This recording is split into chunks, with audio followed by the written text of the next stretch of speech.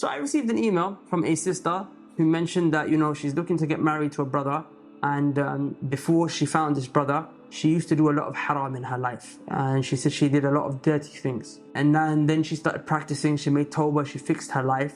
Now she's found this brother, but she was saying that, she used to be in a relationship when she was not practicing with a guy, and she obviously, did stuff with him, and that guy took pictures and he spread them around.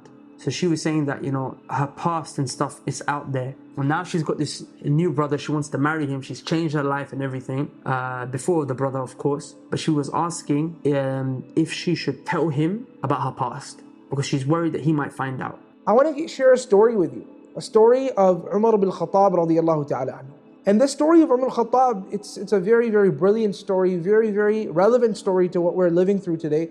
And that is the story in which a man came to Umar al-Khattab. He said, I have a daughter. She was in Jahiliyyah, in ignorant times. And during these ignorant times, she ended up having a child outside of marriage.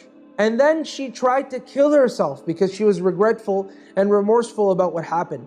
And then what happened? I ended up saving her life. She took a knife, tried to slit herself to death.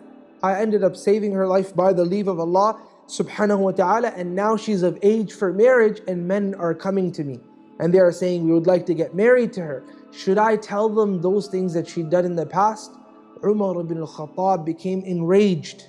He said, how do you أَتَعْمِدُ إِلَى سِتْرٍ? How do you end up going to a cover, a veil that Allah subhanahu wa ta'ala has placed upon a person, and then go and uncover it? Even though Allah is the one that's placed it, He wants these things to be covered, and you go and try to reveal it to people, don't do it. He goes so far and he says, Umar ibn Khattab, out of his anger, and we all know Umar al-Khattab, every time his sword is right there. So he says that if you end up doing it, then I'll make you nakalan li-ahli al-amsar. I'll make you an example for all of the people that are in all countries across the world. As in, do not uncover and unveil the sins of the people in the past. And this is from justice.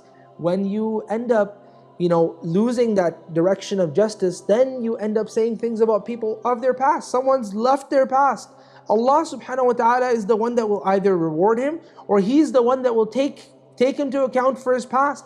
He has sought forgiveness from Allah subhanahu wa ta'ala and fixed his relationship with Allah subhanahu wa ta'ala. Then who are we to come in the middle of him and Allah subhanahu wa ta'ala and say, well, you did and you used to and this and that? No. People make tawbah, we don't unveil them. And another phenomenon in our times is that people unveil themselves. They'll come out on TV and say, I used to be like this and I used to be like that and this and that, and then Allah subhanahu wa ta'ala guided me, right?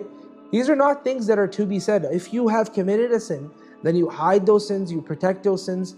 The Prophet ﷺ told us that the people who do sins, then they expose their sin, they make it public, will be people who are not forgiven by Allah subhanahu wa ta'ala.